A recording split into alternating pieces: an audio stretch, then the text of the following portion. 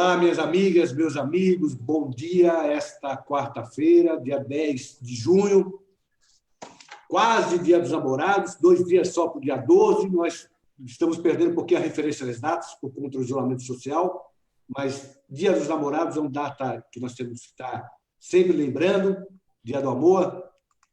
E hoje falando sobre um tema importante com 3 grandes amigos, 3 grandes advogados criminalistas que somam também 3 lideranças da classe, 3 pessoas que sempre se preocuparam com as questões da advocacia, não só no exercício profissional, mas em relação às discussões políticas da nossa classe.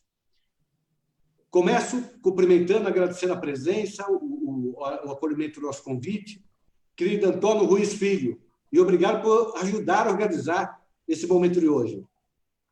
Bom dia, Marcos. É um prazer voltar a essa sua live.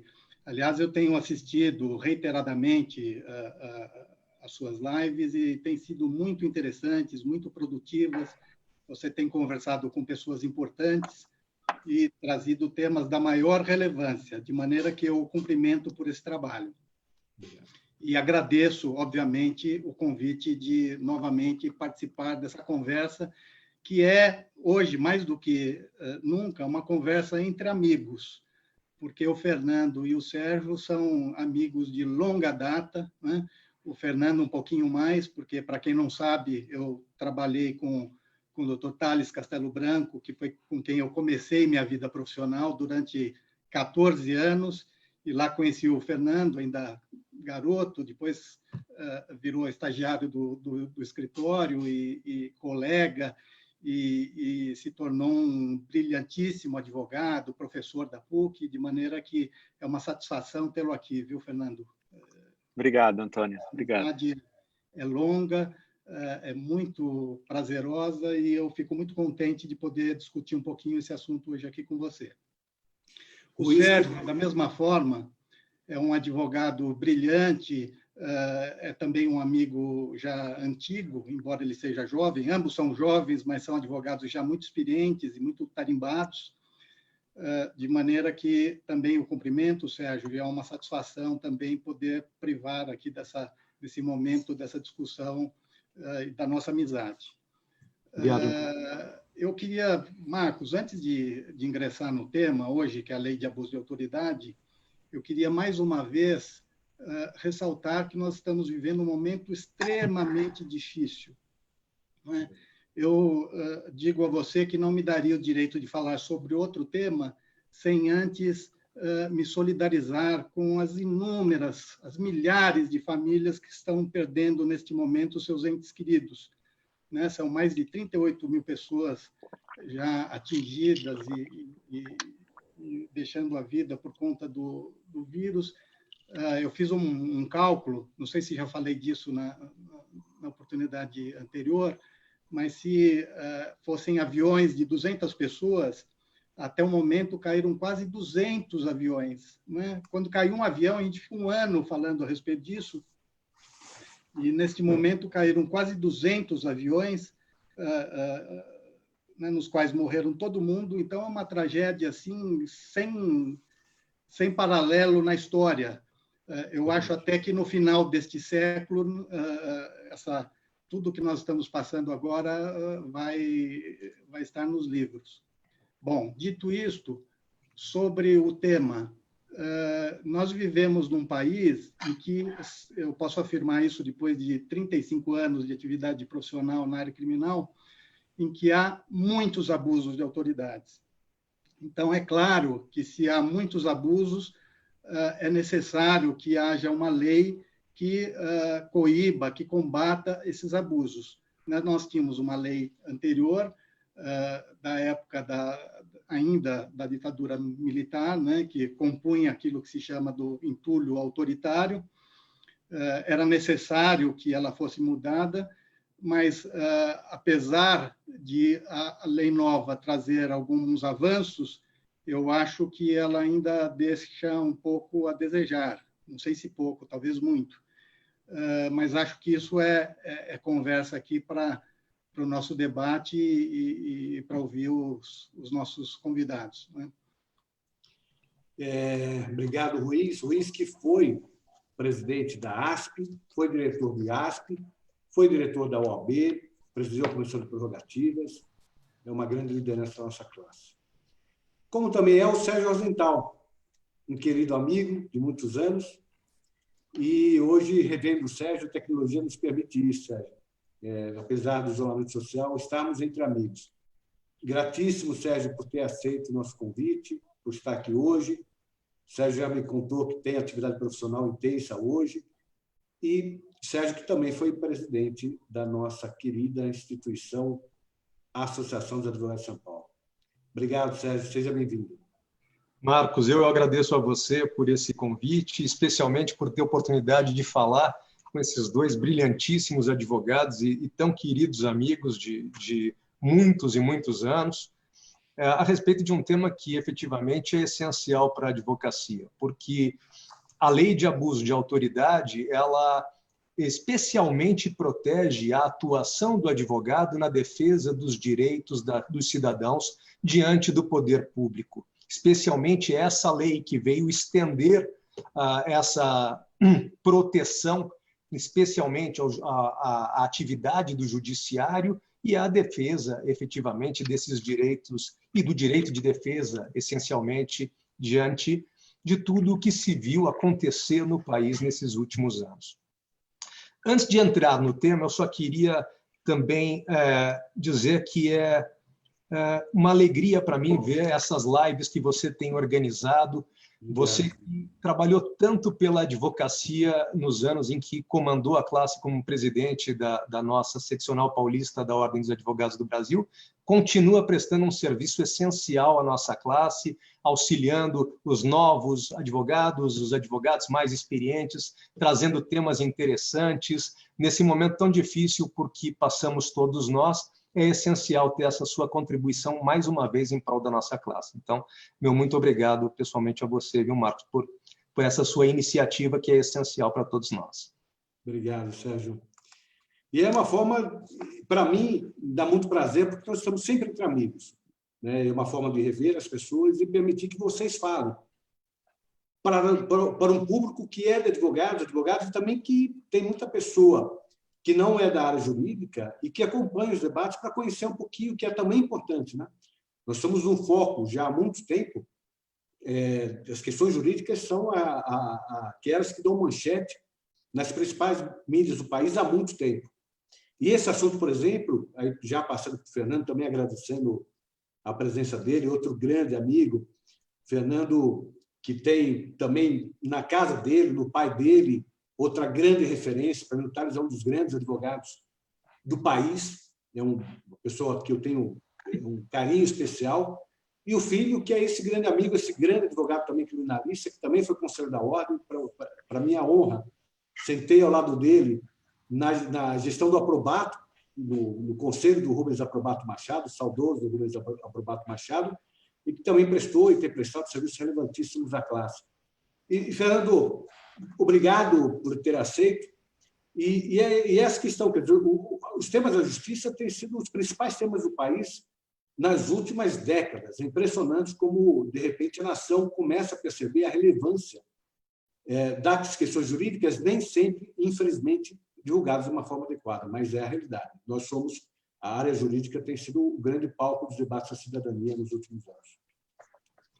Marcos, obrigado mais uma vez pelo convite, por essa grande e inabalável amizade que nós temos e que eu posso desfrutar, não só como colegas, né, da advocacia, mas nos conhecendo sob o comando de Rubens Aprobato Machado, e já faz tempo, né?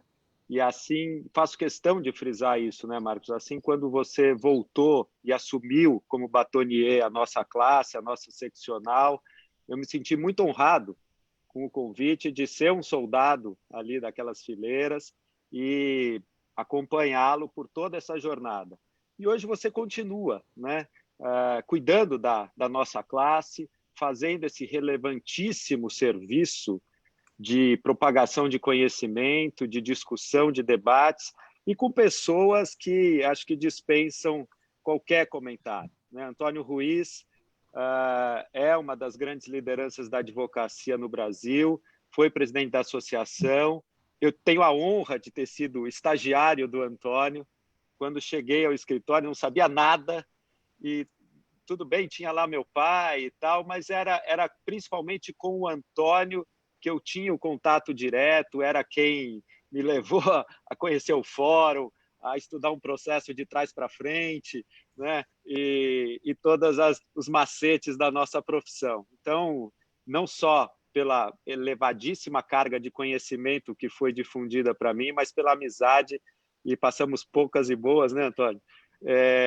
Eu gostaria de dizer que é uma satisfação enorme. O Sérgio também nem se fala, quer dizer, é um amigo de todas as horas, nós estamos em vários embates, aí, às vezes em lados contrários, o que é um desfavor muito enorme para mim, mas quando eu estou ao lado dele, sobre as mesmas fileiras, é um privilégio também, porque saber dos pensamentos, dividir estratégias com o Sérgio, que é um cara brilhantíssimo, inteligentíssimo e educadíssimo, né? É uma pessoa assim, e um grande corredor.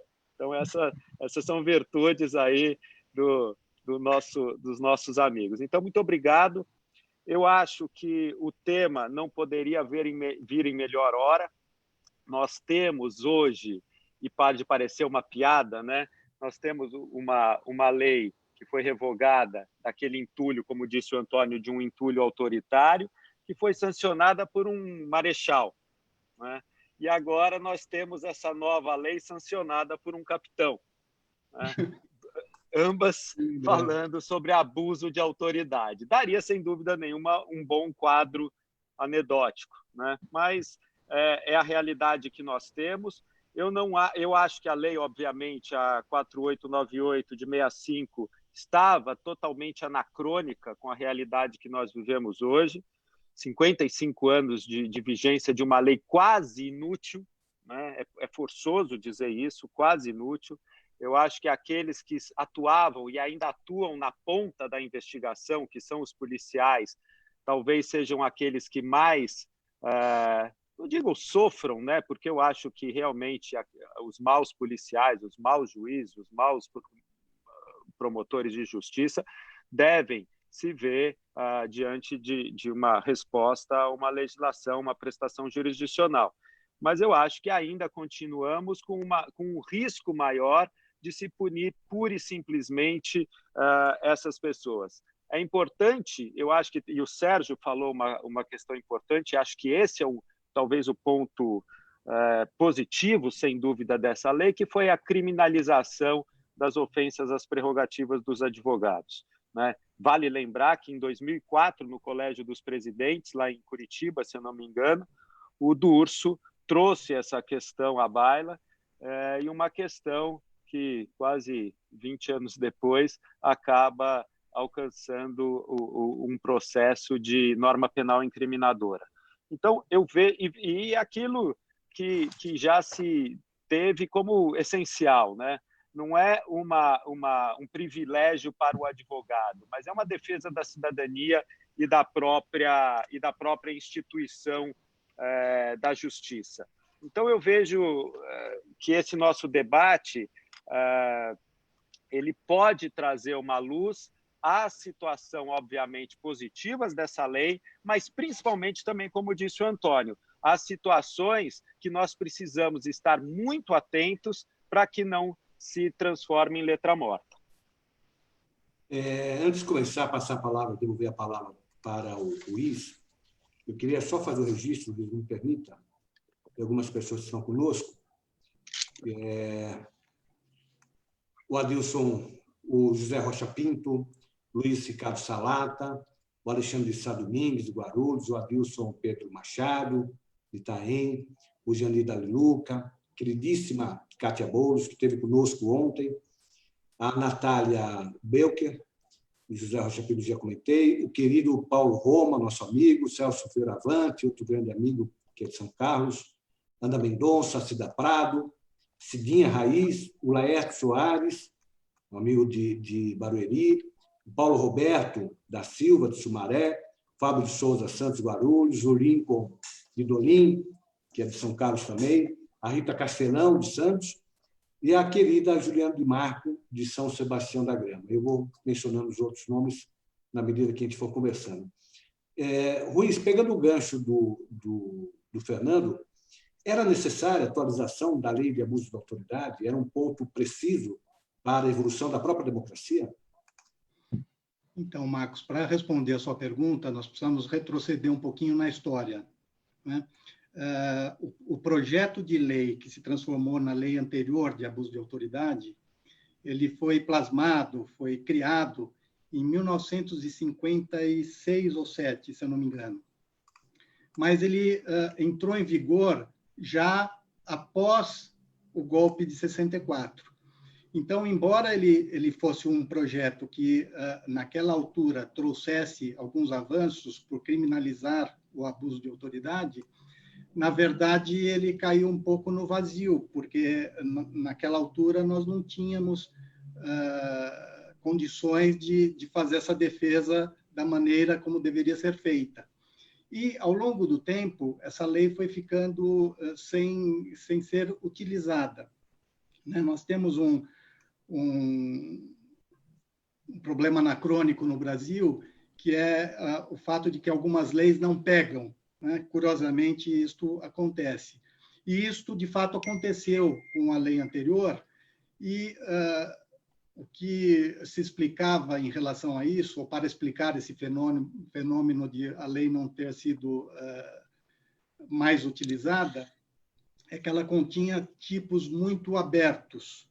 E, portanto, havia uma dificuldade de implementar aqueles tipos judicialmente. Essa é uma questão. Bom, a outra coisa que eu queria dizer é o seguinte: embora na discussão no parlamento sobre a nova lei, essa que entrou em vigor no ano passado, se dizia muito que ela era uma reação à Lava Jato. E eu queria lembrar que, na verdade, a origem da lei que veio a ser, enfim, promulgada é o segundo Pacto Republicano de 2009, não é? Quando era ministro do Supremo, o ministro Gilmar Mendes. E, àquela altura, os líderes dos três poderes se reuniram e criaram o que se chamou de Segundo Pacto Republicano. Então, registrem isso, em 2009. A Operação Lava Jato só veio em 2014. Né? Então, embora se diga que a origem, a necessidade de se modernizar a lei de abuso de autoridade tenha vindo da Lava Jato, o fato é que essa discussão já vinha bem antes da operação, e todos sabiam que era necessário fazer uma adaptação aos novos tempos dessa lei e, principalmente, fazer com que ela fosse adaptada aos novos direitos que vieram com a Constituição de 88. Agora, se você me perguntar se eu fiquei feliz com a lei, eu vou dizer que não muito, porque, por conta desse debate que influenciou o texto legal que, ao final, foi aprovado, em que havia essa suspeita de que ele viria para manietar a atividade do Poder Judiciário e impedir que as autoridades de investigação fizessem o seu trabalho, o fato é de que a lei trouxe alguns regramentos que, a meu ver, vão impedir, de novo, que essa lei não seja aplicada da maneira como deveria, né? E aí eu queria começar dizendo o seguinte, que ela promete algumas coisas que eu acho que não se cumprem ao longo do texto.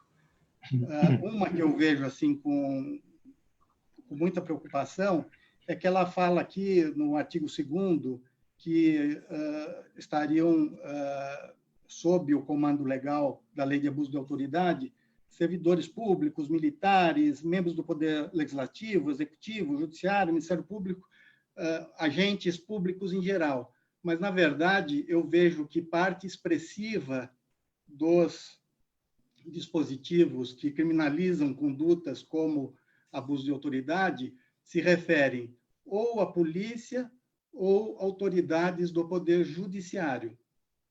Então, eu acho que esse é um defeito que eu já apontaria, no sentido de que ela não cobre, a meu ver, fica muito longe de fazê-lo, todos os abusos que se comete. E eu diria a você, no Brasil, se comete muito abuso, né? Nós temos a péssima mania, não sei se por questões culturais, enfim, no Brasil, ninguém tem muito apego ao cumprimento das leis. E pesa dizê-lo que isso também acontece no Poder Judiciário. Eu acho que parte da crise que nós estamos vivendo hoje, eu diria parte expressiva da crise que nós vivemos, é porque no Brasil ninguém cumpre muito a lei. E eu acho que o único caminho para que nós cumpramos aquele desígnio da Constituição Federal que diz que nós somos o Estado democrático de direito é todo mundo resolver, em algum momento nesse país, cumprir as leis, né? E eu vejo que isso não ocorre. Tem outras questões, tem a questão do dolo específico, tá? Não sei se eu sigo falando ou se esperamos uma nova rodada. Vamos dar uma rodada, até para falar as pessoas que estão aqui nos acompanhando, Ruiz, para passar o nome. Está conosco também o Hudson, querido Hudson Menezes, que foi presidente da OAB de Tatuapé e foi conselheiro nosso na OAB de São Paulo, colega nosso. O Fernando César Baruso, de Diamantina, o Álvaro Gomes Neto, o querido Oscar Azevedo, que lhe manda um abraço, o Ruiz, Oscar, que também é uma outra grande liderança e preside hoje, foi conselheiro conosco na OAB, e hoje preside a Federação Nacional dos Advogados. Um abração, Oscar.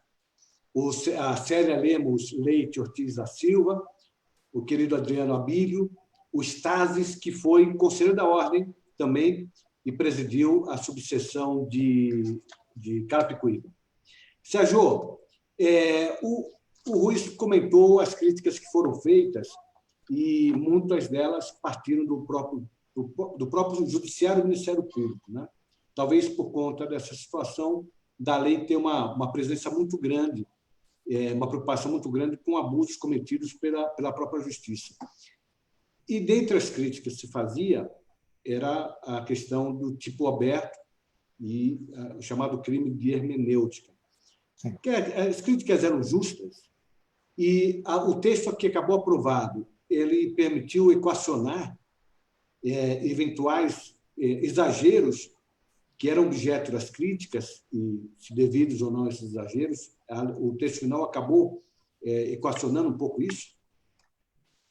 Sim, Marcos. De fato, a Lei 4.898, ela trazia tipos muito abertos e que acabaram sendo, com a sua aplicação, inviabilizada exatamente por conta disso. Eu partilho das preocupações que foram elencadas aqui pelo Antônio, mas eu tenho também uma visão otimista com relação a um outro aspecto da lei. Uma lei de abuso de autoridade, ela me parece algo absolutamente essencial. Tanto é que existe lei de abuso de autoridade em todos os países desenvolvidos do mundo. As autoridades constituídas, elas recebem da sociedade uma carga de poder para que elas possam bem executar as suas tarefas, as suas incumbências. Mas, evidentemente, é preciso que se imponha freios a essa atuação, na medida em que essa atuação deve se pautar pela legalidade, então deve se dar dentro da lei e dentro das regras estabelecidas pela nossa Constituição. E me parece que é isso que essa lei procurou fazer de uma forma agora mais pormenorizada do que se fez em 1965.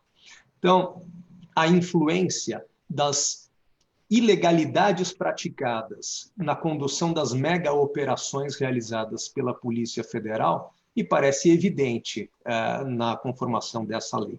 Embora esse assunto já viesse sendo discutido muitos anos antes da Lava Jato, como bem ressaltou o Antônio, esses abusos, talvez eles tenham se tornado mais evidentes à sociedade, mais evidentes à população, quando a Operação Lava Jato tomou a dimensão que tomou nos órgãos de imprensa, nos órgãos de comunicação. Mas a verdade é que, para nós que participamos dessas operações policiais na qualidade de advogados há tantos e tantos anos, nós vivenciamos esses abusos já há muitos anos, muito tempo antes disso se tornar evidente para a população. Então, algumas das condutas que foram aqui tipificadas, como, por exemplo, decretação de condução coercitiva de alguém que jamais havia sido intimado pela autoridade policial, prisões temporárias sem absolutamente nenhum fundamento, a transformação dessas prisões temporárias em prisões preventivas. É preciso que se diga claramente o que acontecia no Brasil e o que acontecia até muito pouco tempo no Brasil com relação a operações policiais.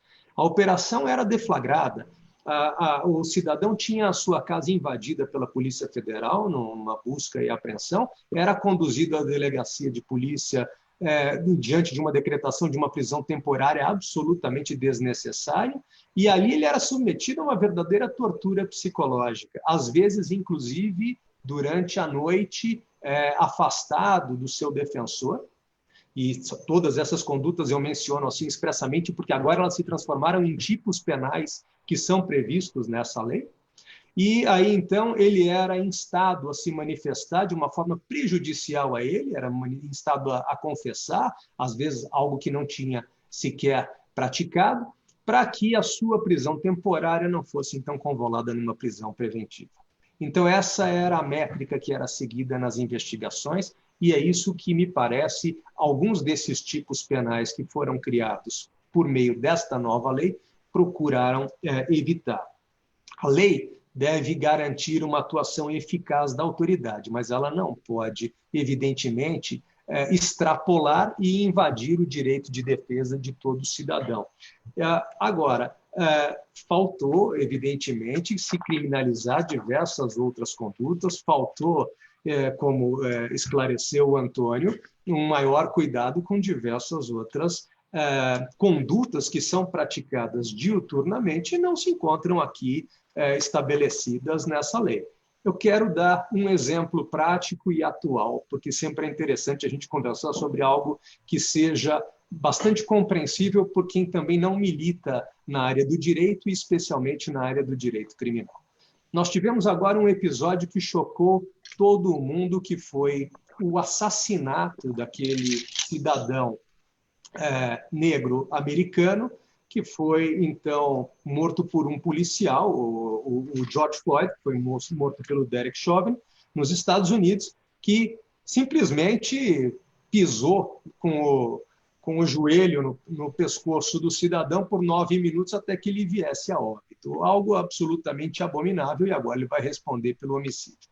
Mas, veja, se no Brasil isso tivesse acontecido de uma forma um pouquinho diferente, se o policial tivesse imobilizado um preso algemado, deitado no chão, com o pé sobre o rosto do investigado por 10 minutos, e não deixasse lesão corporal, simplesmente ele tivesse feito isso. Isso me parece uma conduta abusiva. Nenhum policial tem o direito de fazer isso com um cidadão. Isso não estaria previsto nessa lei de abuso de autoridade. Então, é preciso que haja também essa noção de que a lei ela alcançou algumas das condutas, mas ela deixou de alcançar inúmeras outras. Né? Então, essa tipificação mais adequada em determinados termos, e diferentemente da lei anterior, que era mais ampla, mais abrangente, ela também não se mostra tão eficaz assim para coibir uma série de outras condutas que nós vemos como absolutamente abusivas.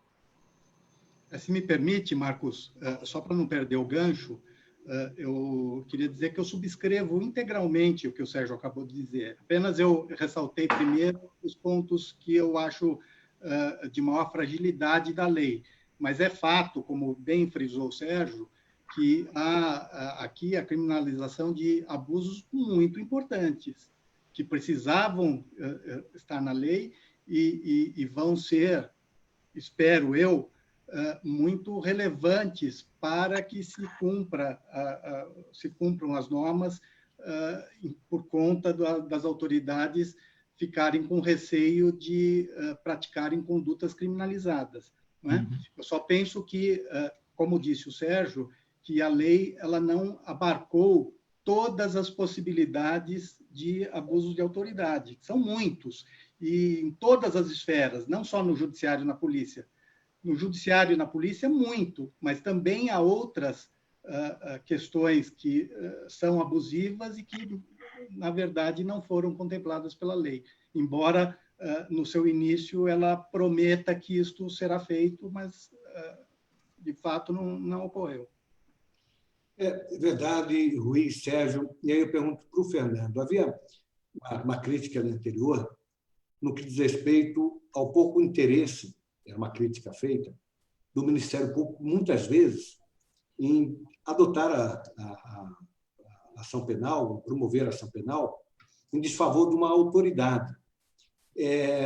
Essa crítica era justa, e isso foi alterado na nova lei. A nova lei prevê instrumentos de controle social contra o abuso do poder e na eventual omissão por parte do Ministério Público? Sendo bem objetivo, eu acho que não, né? Eu acho que nós temos uma continuidade na forma do tratamento do processo penal, da titularidade da ação penal, que obviamente continua do Ministério Público. Muitos podem dizer, mas tem ação privada subsidiária da pública com os 6 meses, diante da inércia do Ministério Público e etc. Mas não esqueçamos, não é, que nessa continuidade, nessa corrente cronológica do processo, do procedimento, depois vai haver outra autoridade ali, que vai ser o juiz de direito, que vai receber ou não essa denúncia, que vai julgar o processo, etc. Então, nós temos, e eu tenho detectado, e com muita preocupação, algumas armadilhas desta nova lei.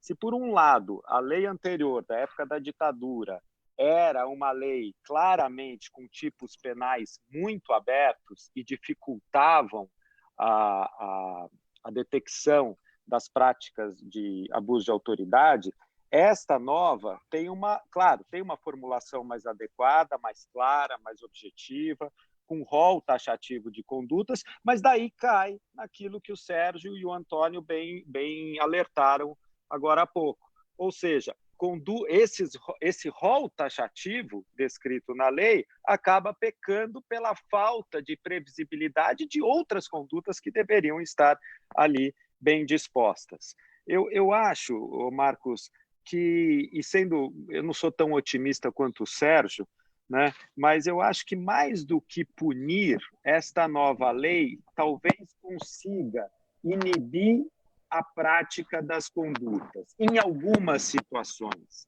né? E por que eu digo isso? Porque logo após a promulgação da lei, várias entidades, o Seminário da Polícia Judiciária, Ministério Público, começaram a debater o tema.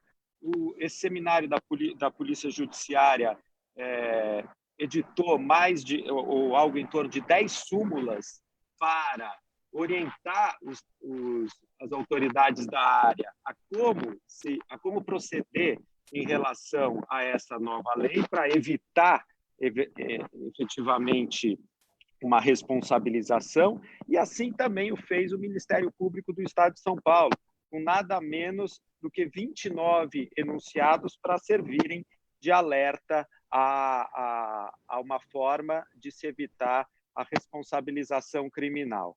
Mas eu acho que a principal armadilha que traz a lei está no artigo 1º, no parágrafo 1º, quando fala que a questão da previsão do dolo específico do agente público, né? Pratica o agente público abuso de autoridade, se tiver por finalidade específica prejudicar outrem ou beneficiar a si mesmo ou a terceiro, ou ainda por mero capricho ou satisfação pessoal. Então, esse dolo específico é uma barreira praticamente intransponível para se punir com a nova lei, muito embora hajam tipos específicos para isso. E a outra barreira também está no artigo 1º, só que no parágrafo 2º, que fala da hermenêutica, que foi a sua pergunta inicial. A divergência na interpretação da lei ou na avaliação de fatos e provas não configura abuso de autoridade. Então, acho que nós teremos situações muito difíceis, e aí o espírito de corpo que existe é contundente, é enraizado, né? Ele vai usar essas vias de saída para que não se puna efetivamente o abuso de autoridade, por conta desse dolo específico do elemento subjetivo específico, né? Então, esse acho que é o grande problema que nós vamos enfrentar. Para aqueles que estão nos assistindo que não são criminalistas, mesmo não fazem parte da família jurídica, o dolo específico ele acaba contaminando o tipo na medida que tem que ser provada aquelas situações apontadas pela lei.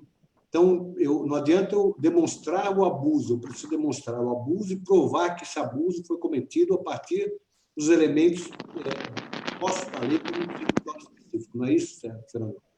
Exato. E para trazer um exemplo aqui bem do próprio artigo da lei, o artigo 37 diz o seguinte: demorar demasiada ou injustificadamente no exame do processo de que tenha requerido vista em órgão colegiado, então um julgamento colegiado, que um dos julgadores pede vista, com o intuito de procrastinar seu andamento ou retardar seu julgamento.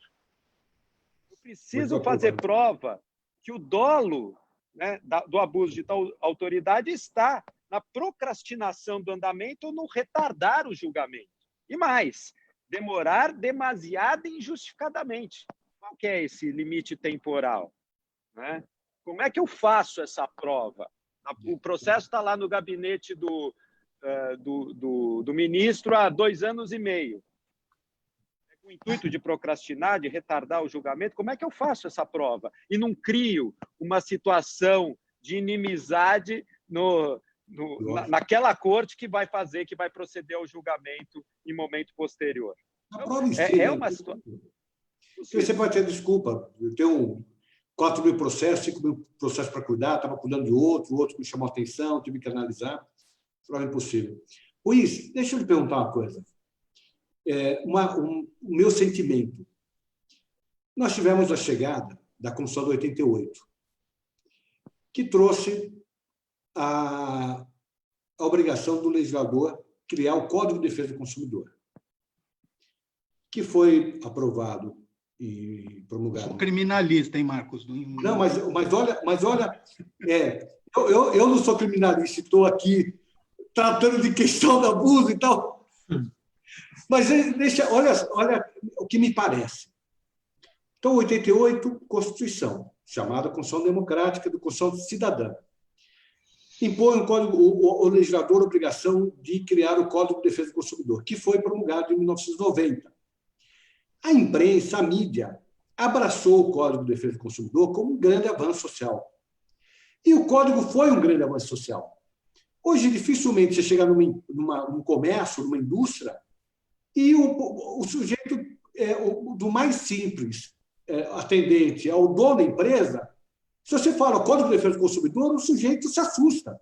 E fala, não, eu tenho... Por quê? Então, ele quer conversar, quer dialogar. A lei de abuso de autoridade devia ser comemorada com a mesma intensidade, o que representaria fazer com que as autoridades e os agentes públicos compreendessem a sua posição de servidores e valorizassem a cidadania. E aí me parece que a reação na mídia, talvez está contra a contaminação do debate por causa da Lava Jato, porque foi vendida a ideia de que o abuso de autoridade é contra a Lava Jato, como já foi dito pelo Luiz, pelo Sérgio, pelo Fernando. A mídia reagiu negativamente à lei de abuso de autoridade. Isso fez com que a sociedade, a cidadania, não percebesse o quão é importante para a evolução civilizatória do país. Deveria ser comemorado. A promulgação deveria ser comemorada. Você acha que isso prejudicou a leitura? Eu não digo nem por causa das autoridades, que aí é uma outra discussão. O juiz, a magistratura reagindo contra, a magistratura que vai julgar se é crime ou não é crime. Nós sabemos disso. Mas, independente disso, pensando do ponto de vista daquele que é o destinatário da lei, que é o cidadão. Isso prejudicou um pouco a compreensão, do ponto de vista da cidadania, da importância de uma lei dessa natureza? Então, Marcos, a sua pergunta é muito relevante e é muito importante nós falarmos um pouco disso. Eu acho que você está coberto de razão, porque a mídia, de fato, foi muito crítica em relação à possibilidade de uma nova lei sobre abuso de autoridade. Mas, na verdade, também eu acho que a mídia reverberou aquilo que era dito pelas autoridades de uma forma geral, especialmente pelo Poder Judiciário e pelo Ministério Público, que combateram essa lei, a possibilidade de que houvesse uma nova lei, fortemente.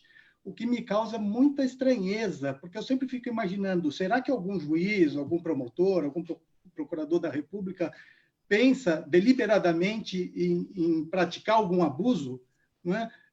Se eu fosse autoridade, eu diria, bom, pode pôr a lei mais rigorosa que tiver, porque eu não tenho a menor intenção de descumprir algum dispositivo que leve a criminalizar minha conduta, e, portanto, eu não estou preocupado com essa matéria, eu estou preocupado em cumprir a lei. E aí nós temos que voltar um pouquinho para dizer o seguinte, que enquanto o particular não é obrigado a fazer alguma coisa que não seja uma imposição legal, as autoridades públicas, de forma geral, e nisso incluído os juízes, os magistrados e os membros do Ministério Público, são obrigados a ter uma atividade vinculada ao cumprimento das leis. Então, assim, eu digo, é da natureza da atividade jurisdicional, é da natureza da atuação do Ministério Público cumprirem rigorosamente a lei, porque, na verdade, é a essência da atividade deles que exige isto. Então, eu me lembro que, no meio jurídico, havia essa crítica. Ora, por que os magistrados e os membros do Ministério Público estão tão preocupados com os dispositivos da nova lei de abuso de autoridade, se a lei vai ter de ser aplicada por eles mesmos? Né? Isso ficou até um pouco batido, por isso que eu não falei disso no início, mas houve uma longa discussão, especialmente trazida pelos advogados, nesse aspecto. Então, eu digo, toda lei tem um certo valor pedagógico, que é isso que o Fernando estava citando, né?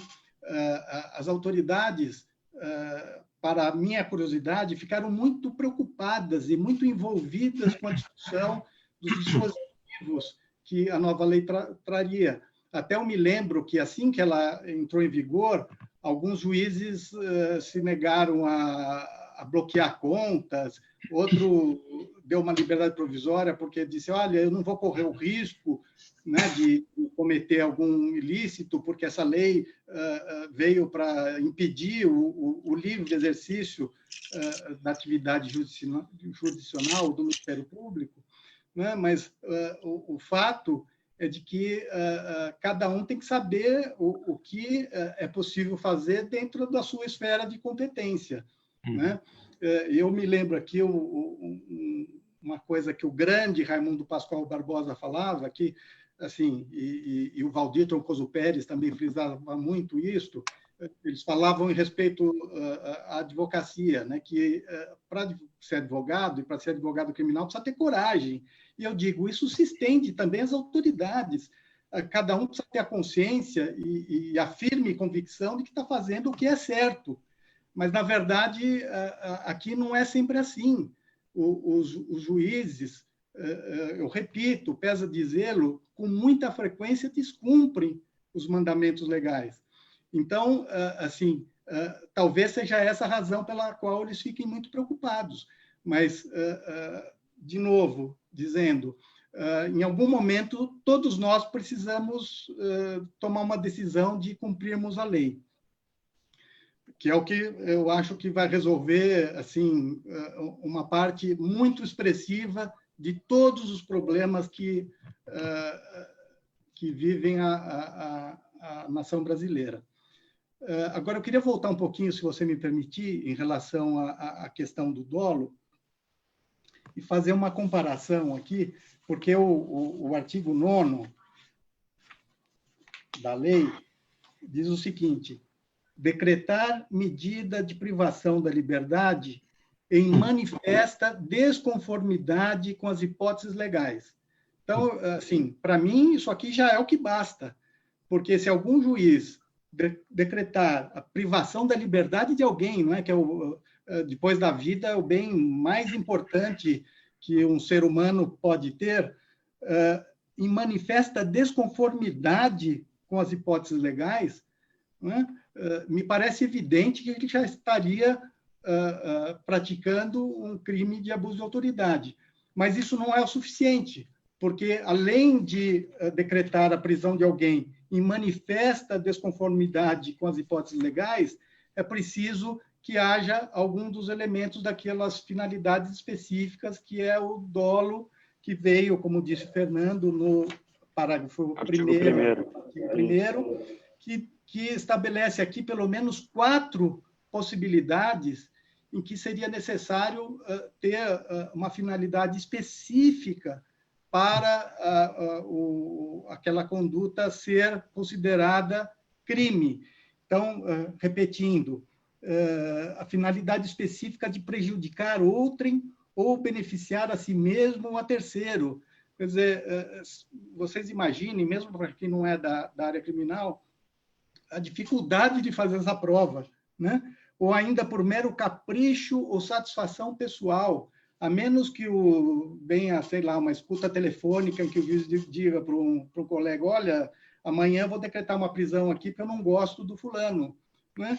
Como é que vai ser feita essa prova? Então, assim, como disse o Fernando, eu não sou também muito otimista em relação ao devido cumprimento às regras que vieram nessa lei, embora eu ache também que ela tem um efeito pedagógico. As autoridades se preocuparam muito com os dispositivos que vieram nela insertas. Então, se de um lado ela é positiva, do outro, eu acho que é possível que, tanto quanto a lei anterior caiu no vazio, é possível que também isto ocorra em relação à nova lei, né? Até porque ela tem que ser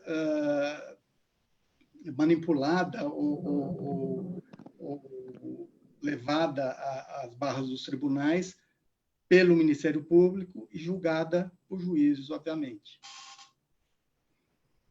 Fazendo um registro de mais algumas pessoas que estão nos acompanhando: a Laís Amaral, querida Laís, o Ricardo Hiroshi, nosso amigo, a Ivone Senise, Carmen Horácio, o Vitor Manachelli, querido Vitor, Walter Siglione, Elandi Almeida, o Douglas de Tatuí, o querido Antônio Marazzi, de Vila Prudente, o Glaudeci Passador, que é de São Carlos. Eu citei o Lincoln como sendo de São Carlos, o Lincoln não é de São Carlos, é de Araraquara.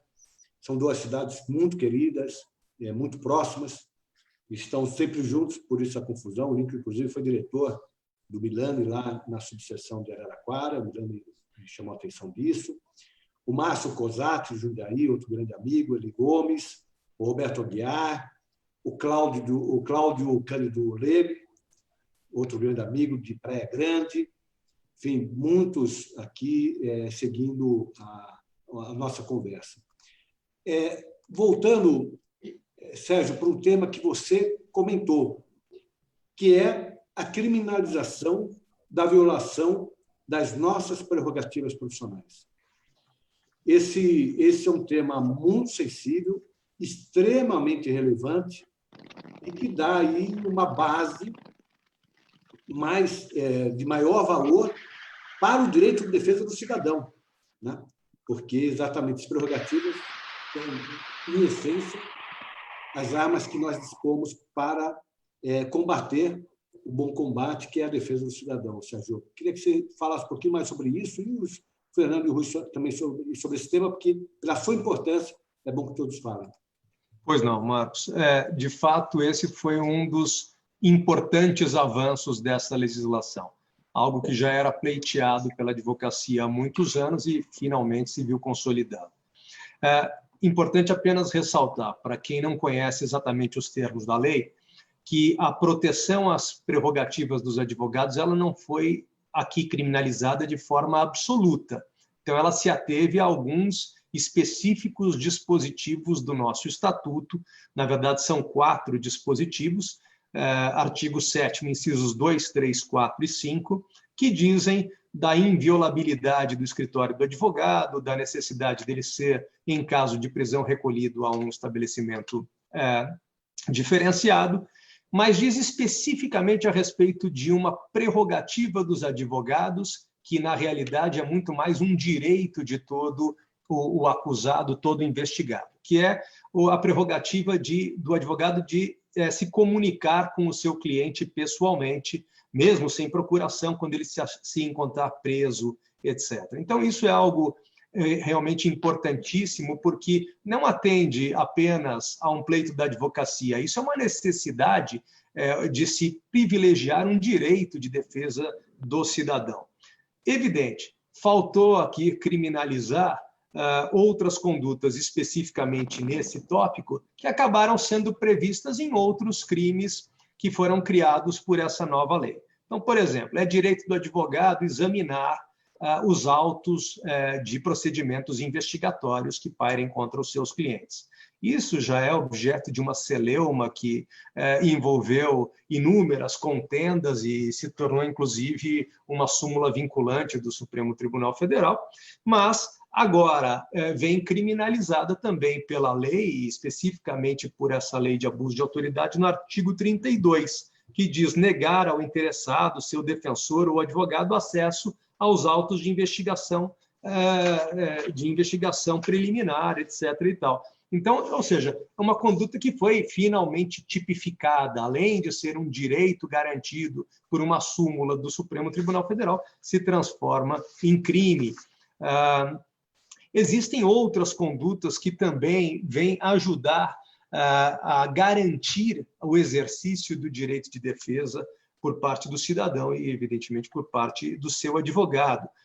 É crime você impedir, sem justa causa, a entrevista pessoal e reservada do preso com o seu advogado, diz o artigo 20. Então, quer dizer, você tem aqui diversas modalidades que foram colocadas. Eu queria aproveitar para mencionar isso daqui, fazendo uma correlação com aquilo que foi dito há pouco por todos vocês, especialmente pelo Antônio Ruiz, agora na sua preleção final, quando ele diz a respeito do dolo específico e da necessidade de uma série de outras comprovações para que se possa ter aqui configurado o crime de abuso de autoridade.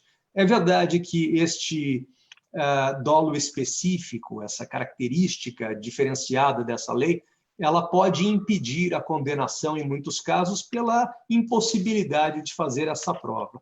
Mas o efeito didático da lei, o efeito de atemorizar o funcionário público, a autoridade que pretende exacerbar, ele me parece algo bastante importante, realmente, porque a prova do dolo, na realidade, ela deve ser feita no decorrer da instrução processual. Então, a ausência de uma prova específica já pré-determinada desse dolo, antes da instauração da ação penal, não me parece impeditiva, de modo que as autoridades efetivamente vão se pautar por um temor de infringir essas normas que aqui estão.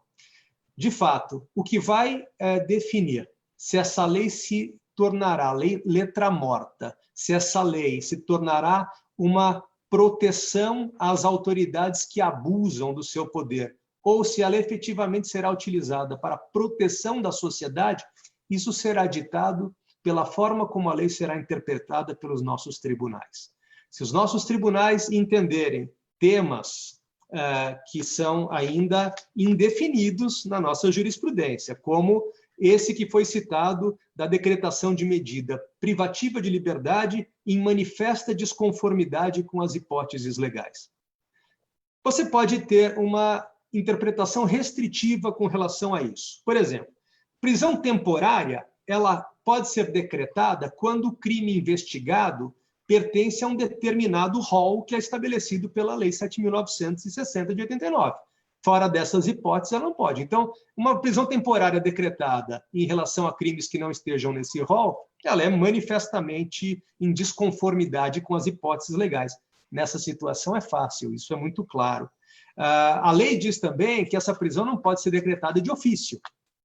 Ela tem de ser requerida pela autoridade policial ou por uma representação do Ministério Público. Então, em algumas situações, isso é absolutamente visível, isso é muito fácil de se perceber. Em outras, é lógico que não.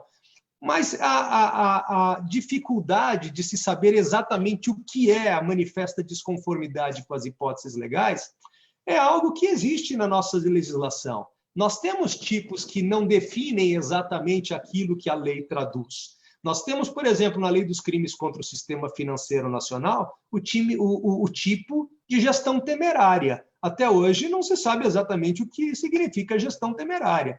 Eu trabalho com essa lei desde que ela foi promulgada e realmente nós temos aí diversos entendimentos diferentes a respeito de como isso se configura.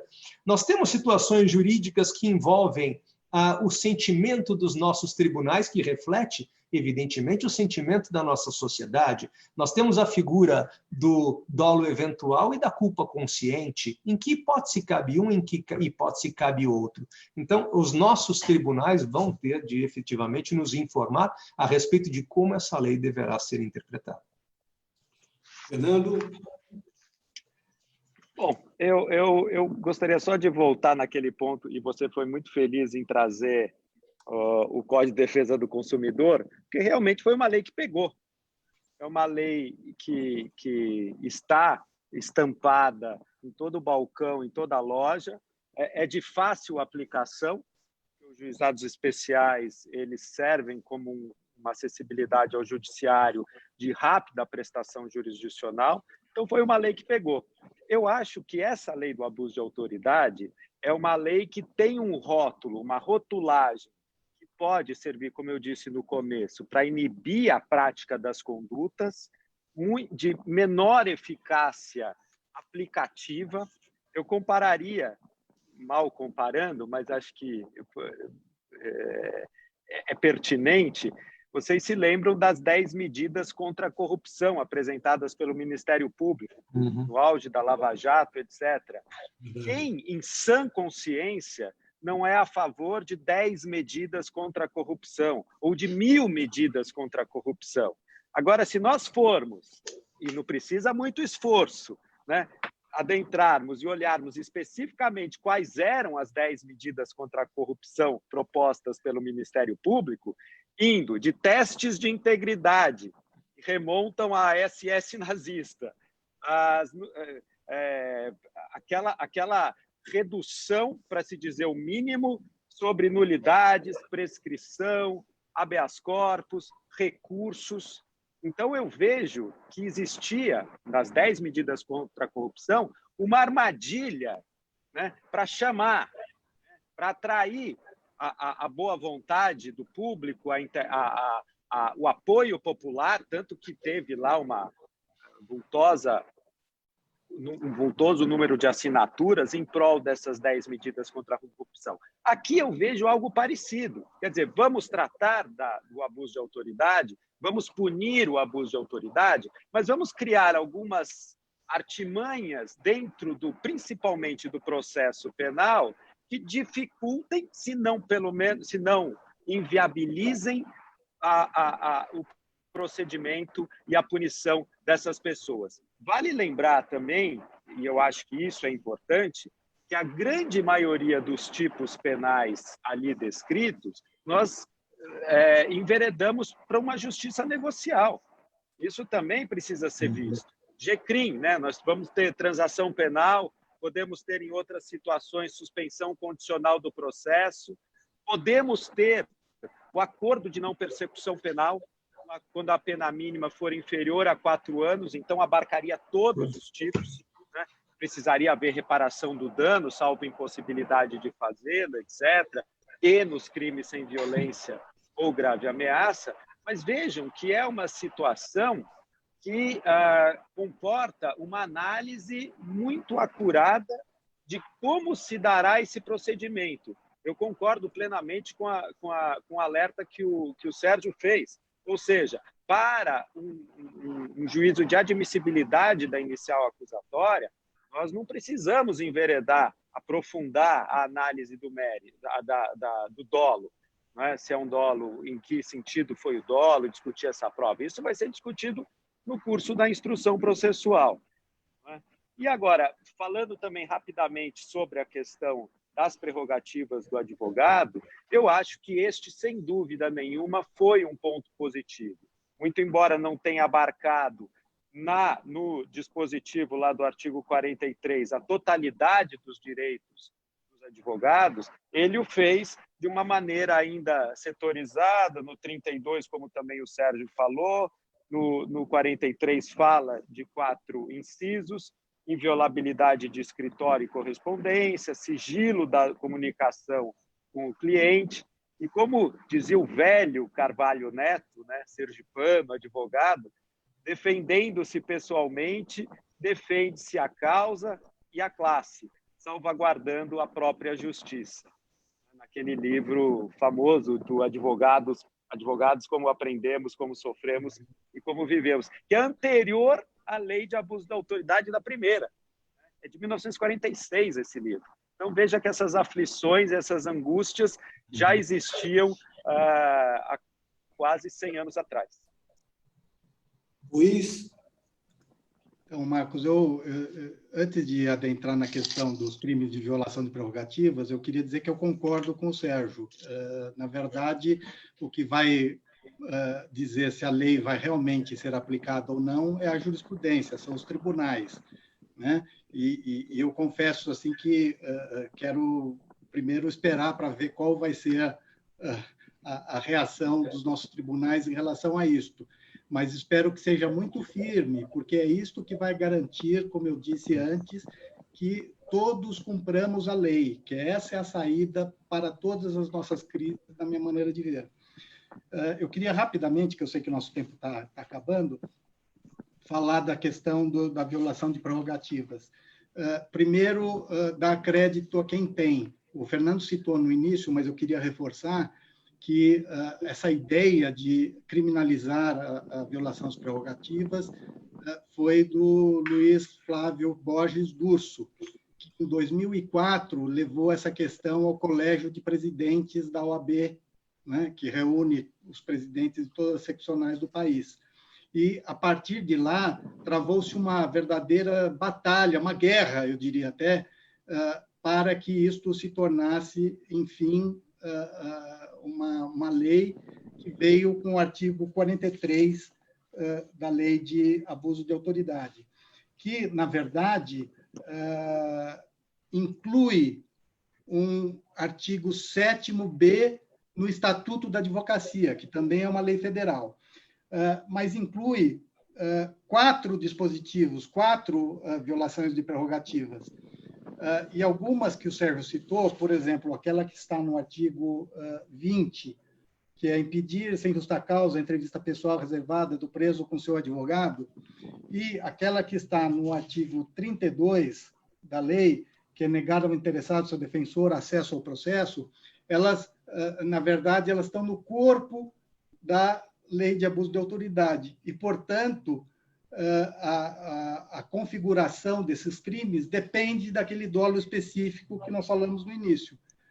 Ao passo que os incisos do Estatuto da Advocacia citados pelo artigo 43 não estão, né? Que vai, a meu ver, facilitar que se persiga os abusos em relação àqueles incisos e vai dificultar a aplicação dos artigos 20 e 32, que são muito importantes, eu diria, principalmente o artigo 32, que é esse que garante acesso aos autos. Eu tenho falado durante muito tempo a respeito disso, que essa, embora seja uma questão que possa ser vista de forma singela, ela é uma das mais relevantes para o exercício da advocacia, porque se você não tem acesso aos autos, você não tem nada. né? Eu até brinco que é como se fosse um jogo de futebol em que o jogador não tem a bola. Então, eu digo que são inovações importantes, mas, por exemplo, essa de acesso aos autos, ela está ainda na pendência do dolo específico. Queria lembrar também que essa luta de muitos anos, né, o Fernando disse aí, quase 20 anos, teve muitos protagonistas, e eu citei o Durso, mas também não posso esquecer de citar o Técio Lins e Silva, que, quando participou de uma comissão de juristas criada pelo Senado Federal para a reforma do Código Penal, conseguiu incluir naquele texto, que ainda não vingou, não sei se em algum momento vai vingar, o crime de violação de prerrogativas no Código Penal. Verdade. Isso foi uma luta de muitos anos até vir na lei o artigo 43. E me chamou muito a atenção o fato de que a OAB, em todos os níveis, a meu ver, não fez a comemoração ou não fez o alarde que deveria ter sido feito em relação à entrada em vigor desse dispositivo, porque ele é muito importante, ele é fundamental para a advocacia. O advogado, para ser efetivo, ele precisa ter essas salvaguardas, ele precisa ter essas reservas legais, de maneira que ele possa efetivamente conseguir lutar pelos interesses e direitos dos seus clientes. E eu queria terminar isso citando que essa é uma luta que não tem fim.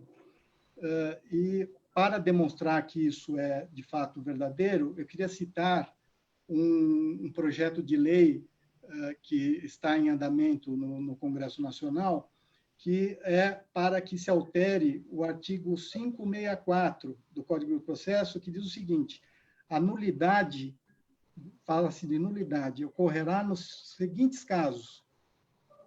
Inciso 5, por inobservância das prerrogativas legais do advogado, caso em que o reconhecimento da nulidade independerá da prova de prejuízo, que será presumida de forma absoluta. Então, eu achei muito, muito interessante, muito importante que, a partir de agora, nós lutemos por isso, para que o descumprimento das prerrogativas profissionais, quando caracterizadas num processo, anulem o processo, porque nós sabemos o quanto as autoridades, especialmente judiciárias, trabalham para que nenhum processo seja anulado, né? Até passando por cima de muitas leis. Mas eu acho que o fato de se tornar a violação das prerrogativas uma causa de nulidade, eu acho que aí, enfim, isto vai fechar um circuito, vai possibilitar que realmente a advocacia, que é um dos pilares do Estado Democrático de Direito, possa realmente ser efetiva, não em benefício de si própria, mas em benefício do cidadão brasileiro. Bom, gente, tenho a triste notícia de informar que nosso tempo acabou. Fazendo antes o registro, também acompanhando nossa live, perdoe, Carmen Dora, a minha Carmen, a Cidinha que foi na eleição passada candidata ao Senado, primeira mulher negra se candidatando ao Senado, é bom destacar isso, porque a participação das mulheres na política, e ainda mais a mulher negra, é fundamental. A Lenita Santos, a Daniel Dixon Máximo, a Silvia Rosenthal, conhece, Sérgio? Conheço, por coincidência, é minha esposa. Ela também acompanhando aqui a nossa live. Marcos, a minha filha, você citou em algum momento o nome dela, também está assistindo, mas não a minha, ela está assistindo o Fernando, que é professor de processo penal dela na PUC, São Paulo. Entendi, que legal. Que legal. Amigos, conversa entre amigos e familiares também. Isso. Nesse momento é importante. A Ivana Martucci, a Lilia Assunção, Carlos Caseiro Neto, a Verônica Domingues, Lucas, o Maurício Dias dos Santos, o querido Roberto Gasal, a Érica Lima, Sandra Silva, o Alcides Garcia, outro grande amigo, enfim, bastante gente participando. Eu quero agradecer a todos que participaram e a vocês, Sérgio, Ruiz, Fernando, Ruiz especialmente por me ajudar na coordenação desse encontro, pela importância do tema, e que eu ainda espero que a gente possa estar comemorando na advocacia, como o Ruiz falou, essa grande conquista foi a criminalização da violação, mas também a cidadania. A cidadania tomar consciência, da mesma forma que anda com o Código de Defesa do Consumidor embaixo do braço, um dia possa também a cidadania andar embaixo do braço, levando no seu bolso a lei de abuso de autoridade, porque é a forma que nós vamos ter de enfrentamento contra abusos que, infelizmente, ainda vivenciamos todo dia no Estado brasileiro por parte de algumas autoridades. Um abraço a todos, bom final de quarta-feira. Tchau, meus amigos. Muito obrigado, um abraço, amigos, até mais. Tchau.